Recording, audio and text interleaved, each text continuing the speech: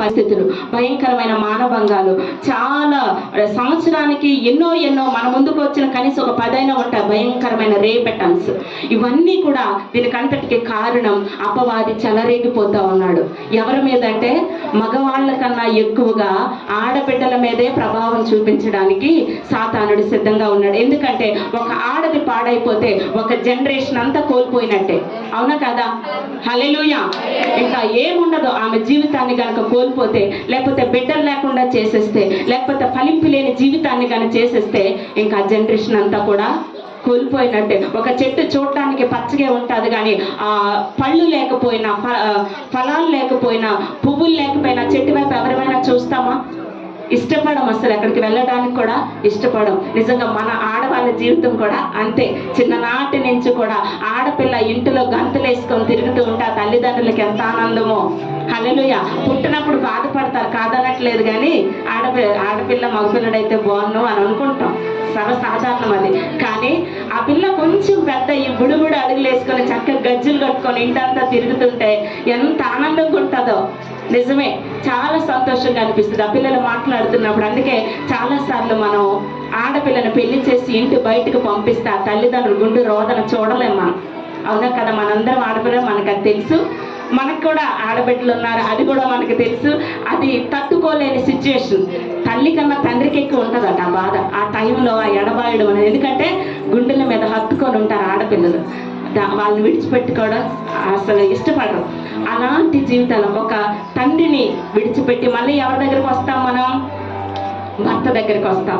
భర్త మంచివాడైతే పర్వాలేదు, ఒకవేళ అటు ఇటుగా ఉన్నాడంటే అక్కడి నుంచి స్టార్ట్ అయిపోద్ది మన లైఫ్.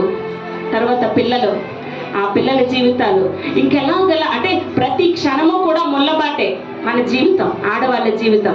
కానీ వాటన్నిటిలో నుంచి కూడా ఏదో చిన్న సంతోషం వస్తే చాలు చాలా ఆనందపడిపోతాం మనందరం, అవును కదా?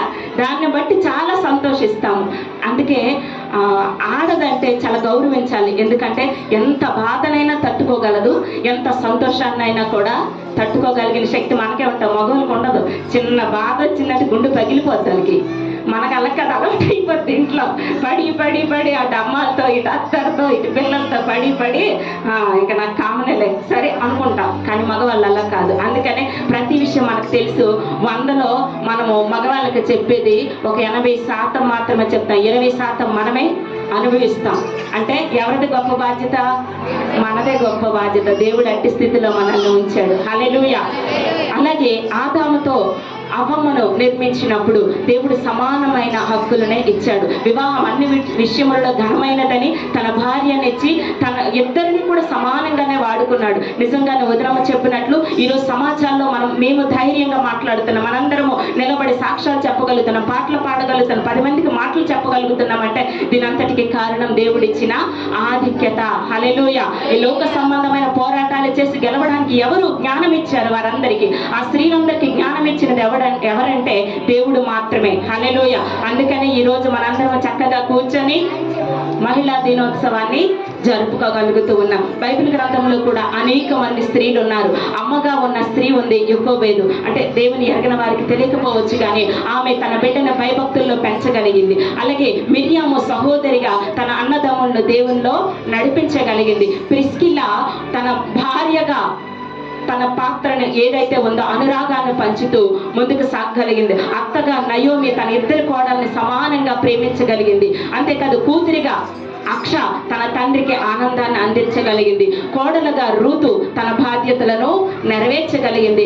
హవ్వ అంటే ఒక అమ్మమ్మగా లేకపోతే నాన్నమ్మగా లోయి అనే ఒక ఆమె తిమోతి అమ్మమ్మ గారు లేదా నానమ్మ గారు ఆప్యాయతను పంచి ఆ బిడ్డను పెంచగలిగింది. మేనత్తగా యెహోషాబెతు అభద్రతా భావం నుండి బిడ్డను కాపాడగలిగింది. అంటే బైబిల్ గ్రంథంలో ప్రతి రిలేషన్ కూడా దేవుడు పొందుపరిచాడు.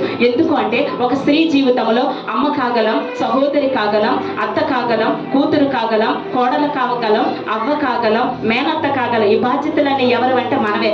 హల్లెలూయా. ఏదో ఒక స్టేజ్ లో ఒకటి అవుతూ ఉంటాం, ప్రమోషన్ వస్తూనే ఉంటది. హల్లెలూయా.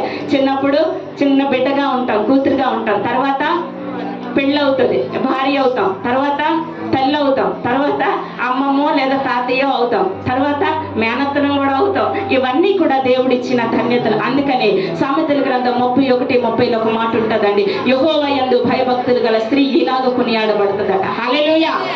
ఎలాగా అంటే గొప్ప ధన్యత అంటే మనకిచ్చిన బాధ్యత ఏదైతే ఉందో దానిలో సరిగ్గా ప్రవర్తించి నడుచుకోగలిగినట్లయితే దేవుడు అంచెలంచెలుగా మనకు దీర్ఘాయువును కలుగు చేస్తూ ప్రతి ప్రమోషన్లను కూడా గొప్ప హెచ్చింపుని దయచేస్తూ మనల్ని నడిపిస్తాడు. అట్టి ధన్యత ఇక్కడ కూర్చున్న చంటి బిడ్డల దగ్గర నుంచి వృద్ధుల వరకు దేవుడు ఇచ్చి మనందరినీ దీవించి ఆశీర్వదించును గాక.